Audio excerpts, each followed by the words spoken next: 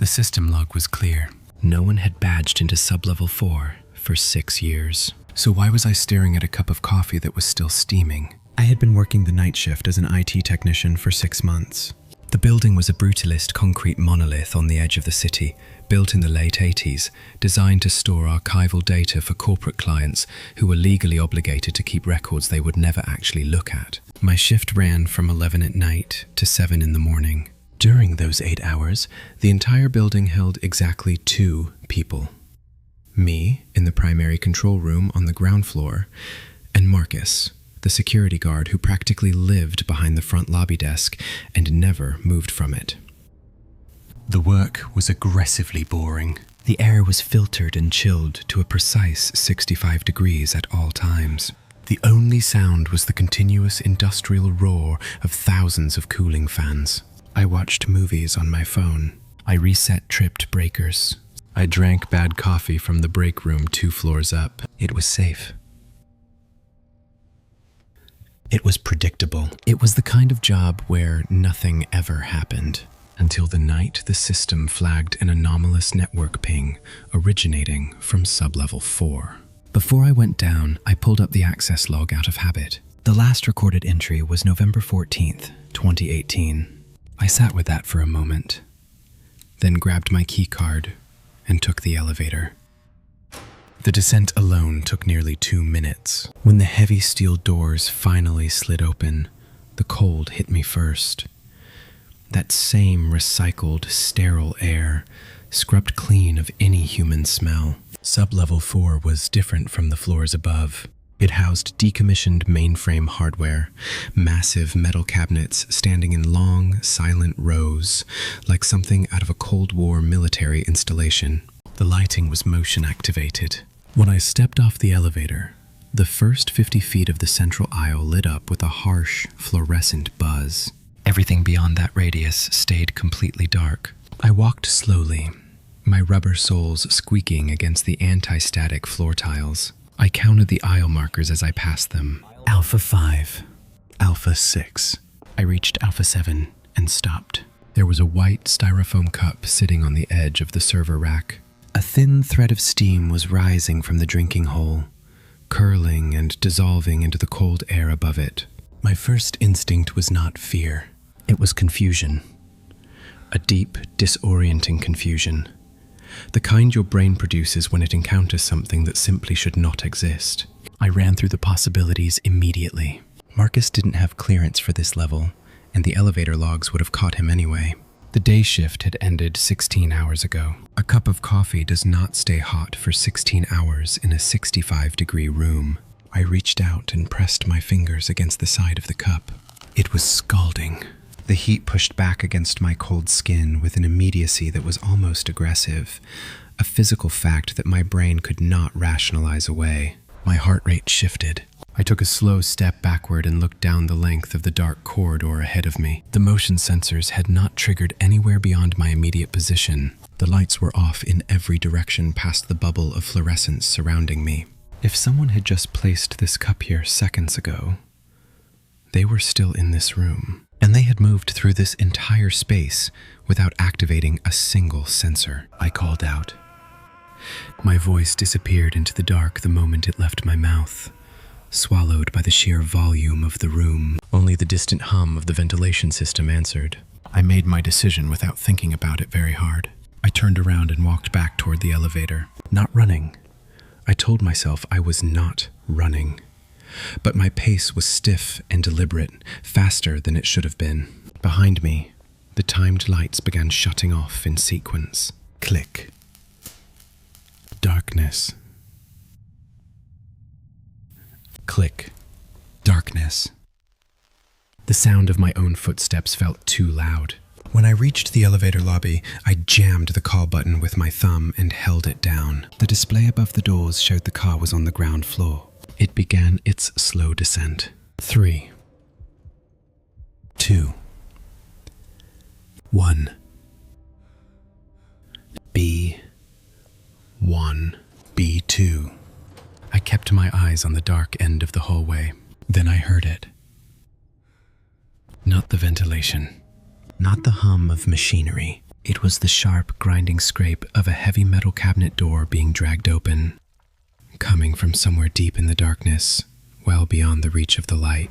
And then, following it, a rhythmic, metallic clicking, even, deliberate, like something being dragged slowly along the steel grating of the server racks. Clack, clack, clack.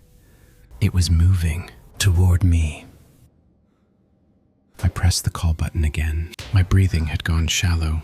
I could feel sweat on my forehead despite the cold. The clicking grew louder with each repetition, more deliberate, and I stared into the black at the end of the corridor and saw absolutely nothing. No shape, no shadow, just darkness that seemed to press back against the light. The elevator chimed. I threw myself inside and hammered the ground floor button, then the door close button, over and over. The heavy doors began sliding shut. The gap narrowed. At the far end of the corridor, near Alpha 7, the motion sensor lights blazed on. In the fraction of a second before the doors sealed completely, I saw it. It was tall, impossibly thin. Its limbs were wrong, too long, draped in shadows that seemed to cling and shift around them independently. Its head was tilted at an angle that no functioning neck produces, cocked hard to one side. It was standing completely still beneath the flickering fluorescent light, and it was facing me. The doors closed. The elevator lurched upward. My legs gave out, and I sat down on the floor of the cabin without meaning to, my back against the rear wall, staring at the brushed steel doors and the warped reflection of my own face staring back at me. When I reached the ground floor, I sprinted to the control room and pulled up the camera feed for sub-level 4. My hands were shaking badly enough that I misclicked twice before I got the right screen. The feed showed the main aisle. Lights off. Room empty. No cup on the rack. No open cabinet door. No figure at the end of the corridor. I pulled up the access log. 0 entries. 0 exits. I did not quit that night. I needed the money too badly, but I made myself a rule I have never broken since.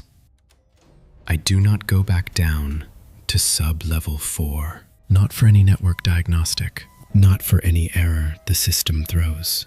Whatever is down there can stay down there. Sometimes, late in the shift, when the building is completely quiet, and the hum of the upper floor servers pulls me close to feeling safe, I open the camera feed for the bottom floor. I watch the empty, dark aisles for a few minutes, and sometimes, just for a moment, the motion sensors flicker on, down at the far end of the corridor, near Alpha 7, in a space that every log in the system insists is completely empty.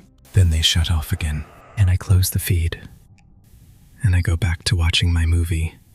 And I do not think about what might be standing down there in the cold, patient and still, waiting for a reason I am grateful I do not understand. I was getting paid to house sit a mansion in the middle of a pine forest. No neighbors for 5 miles. Just me, 2 dogs, and a smart home system named Iris. At 3:14 a.m., Iris sent me an alert. Motion detected in the sub-basement. The room with no windows, no exterior access, no way in from outside. I told myself it was a glitch. Then the second alert came through. Sub-basement door opened. The job found me through a premium pet-sitting app. A wealthy couple needed someone to stay in their home for 3 weeks while they toured Europe, watching their 2 elderly golden retrievers, keeping the place running. The pay was almost embarrassingly good. I understood why when I saw the location. The house was extraordinary. All glass and dark wood and clean architectural lines, built deep inside a dense pine forest in the Pacific Northwest. The nearest neighbor was 5 miles down a winding dirt road. The town was a 30-minute drive. During the day, the trees filtered the light into something almost cathedral. At night, they became a wall of absolute black in every direction. But the house itself was a fortress. A fully integrated smart home system handled everything, Temperature, lighting, the heavy motorized storm blinds on every window, the security perimeter. The system had a name, Iris. She had a pleasant, measured voice and responded to simple commands, and she made the isolation feel manageable. The first week was close to perfect.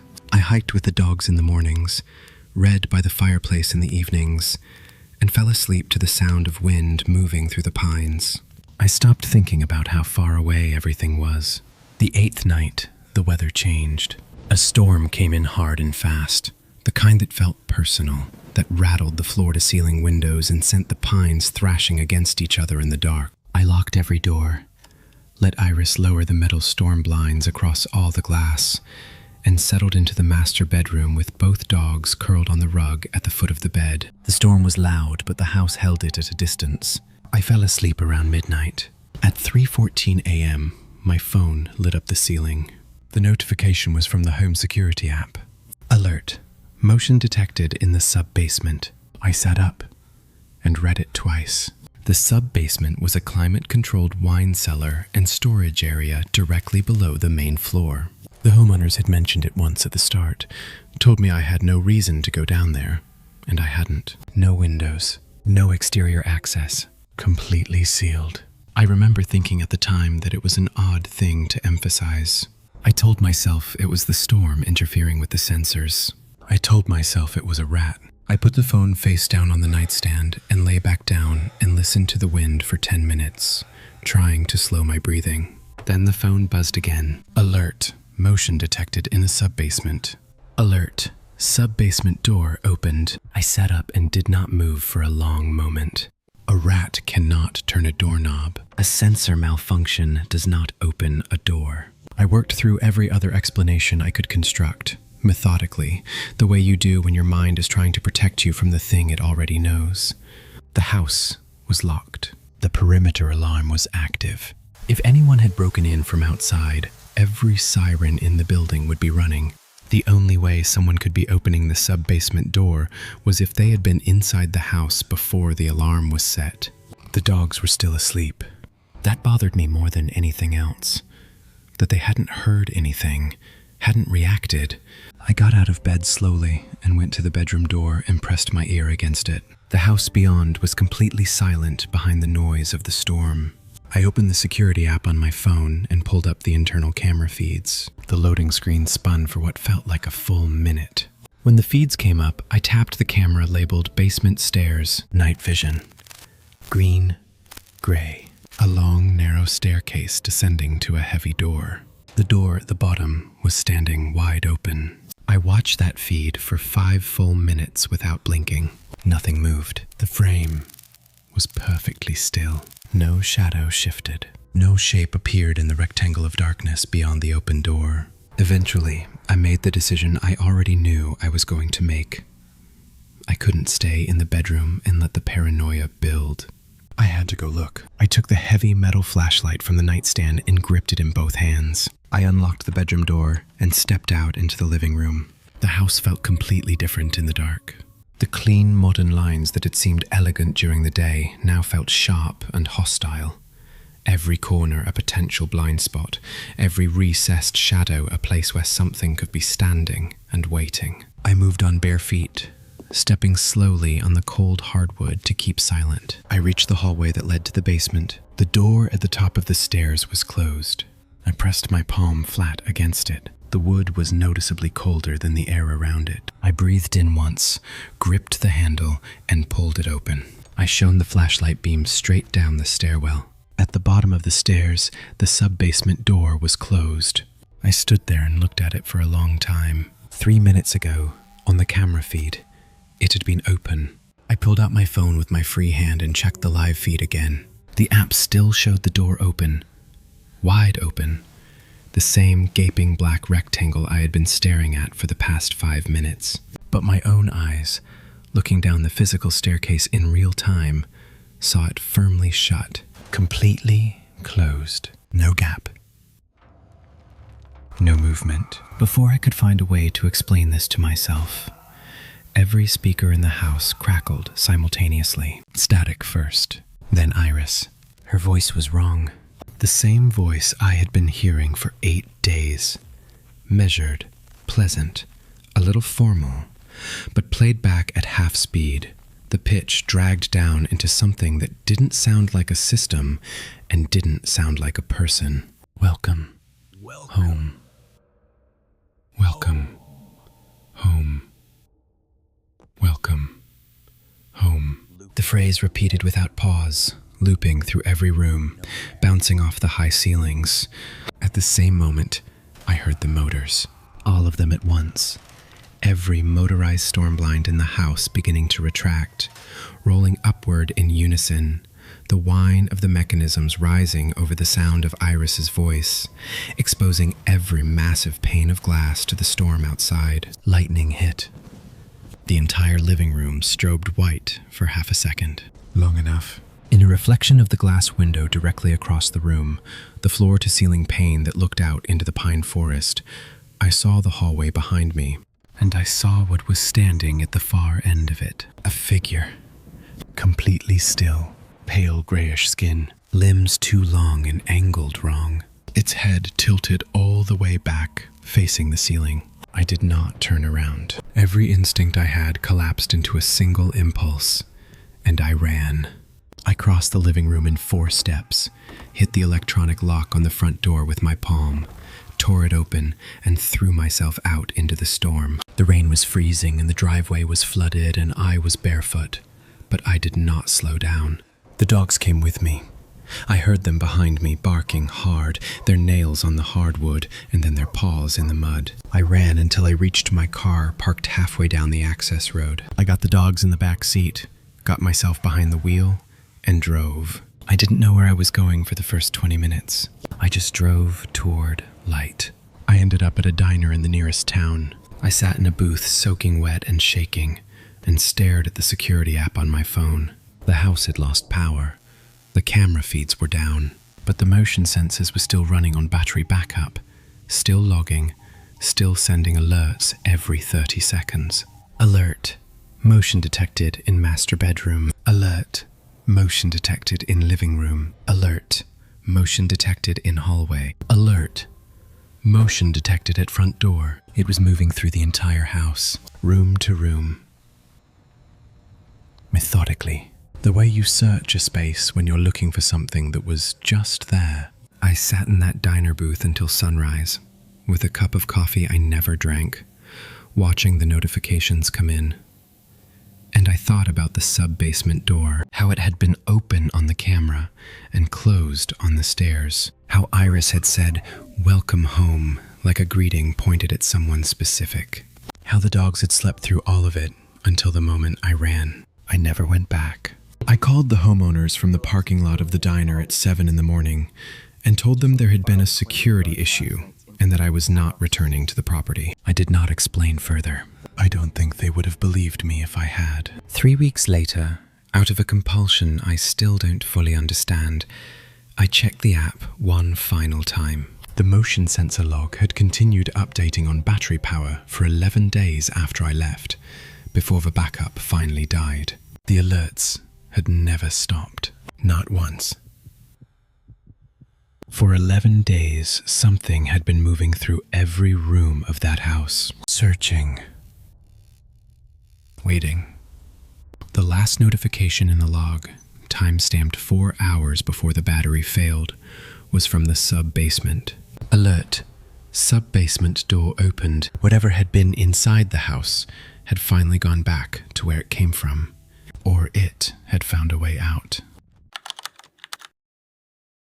I host a radio show alone at 2 a.m. Soundproof booth. Locked door. No windows.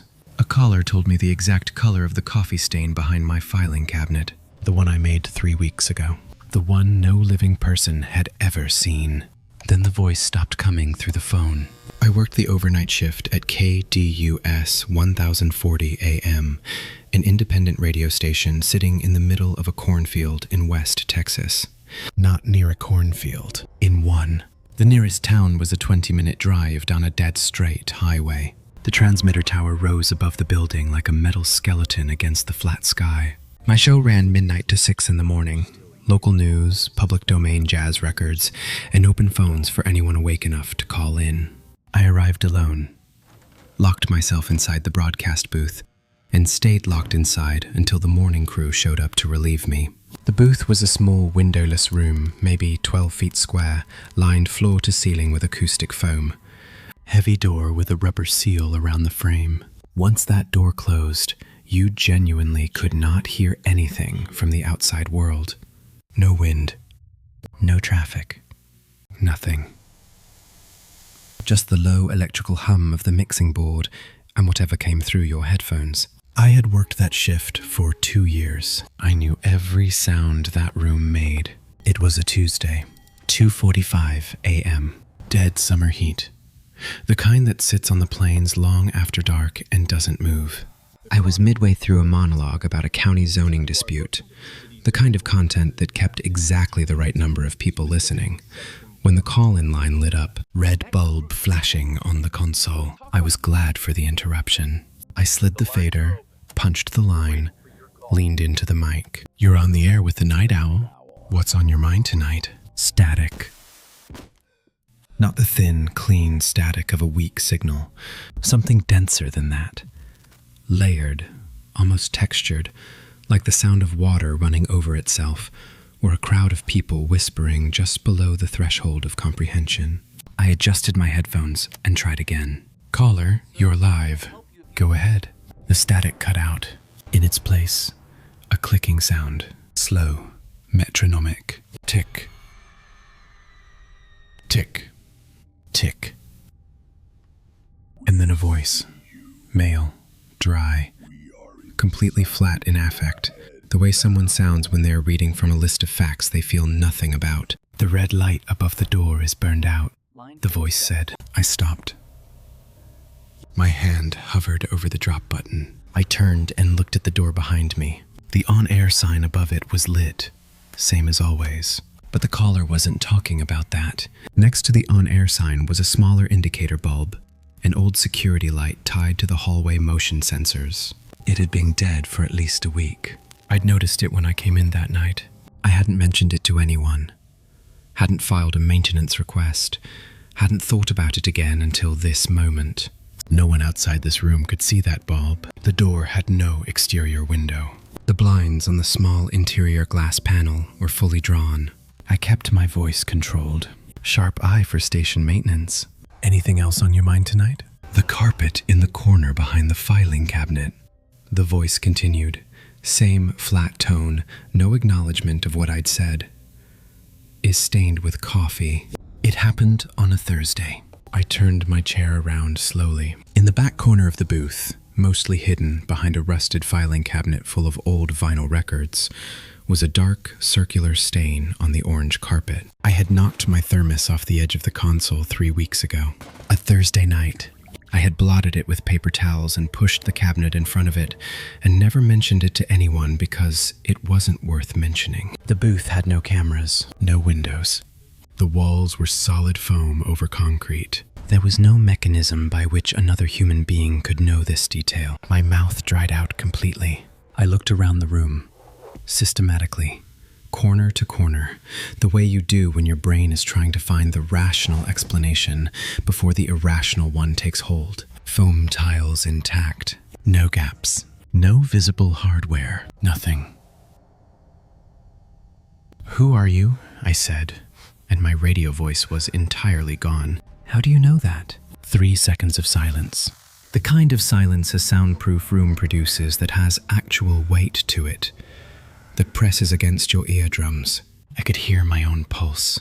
Then the voice came back, but it didn't come through the headphones. "I know," it said, "because I am looking at it right now." The sound originated from inside the room, not from the monitors, not from the phone line, not from any speaker in the console.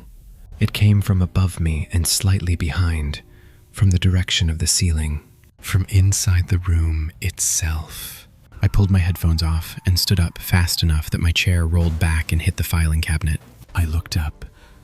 Above the mixing board, set into the drop ceiling, was a standard rectangular ventilation duct. Metal grate, maybe 18 inches wide, the slats were thick with undisturbed dust. The room had gone cold, not the normal air conditioning cold.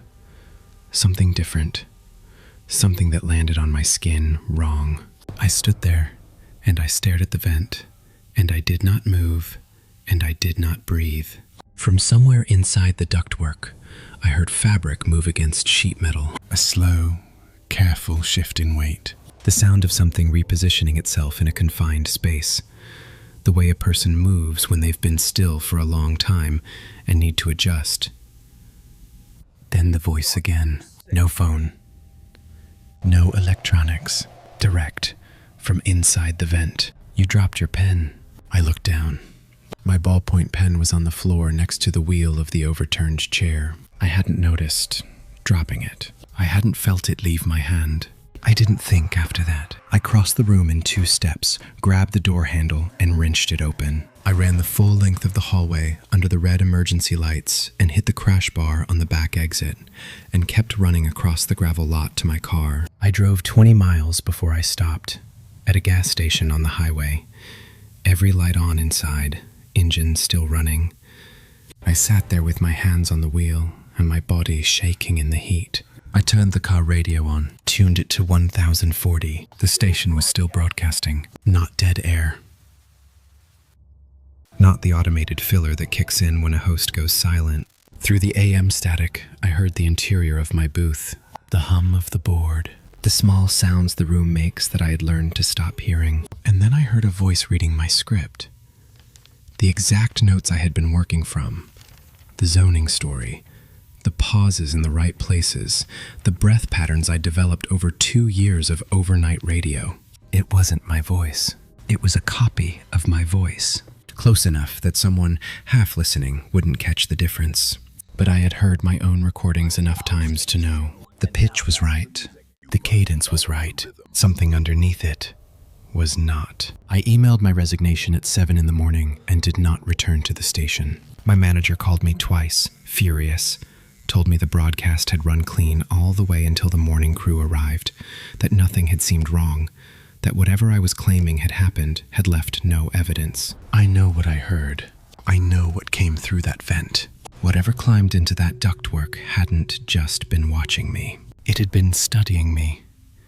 The way I speak, the way I breathe, the rhythm of how I pause. Long enough to do it convincingly. Long enough to sit behind a metal grate in a sealed room and wait for the right moment. Long enough that when I ran, it simply moved from the vent to the chair and picked up exactly where I left off. I don't know how long it had been in there before that Tuesday. I don't know how many shifts it had watched me work before it decided to make the call. And I don't know what it does now that it no longer has a booth to broadcast from. Whether it's still out there in the flat Texas dark, in the cornfield, in the ductwork of some other empty building at 2 a.m. Still practicing, still learning voices, still waiting for someone to pick up the line.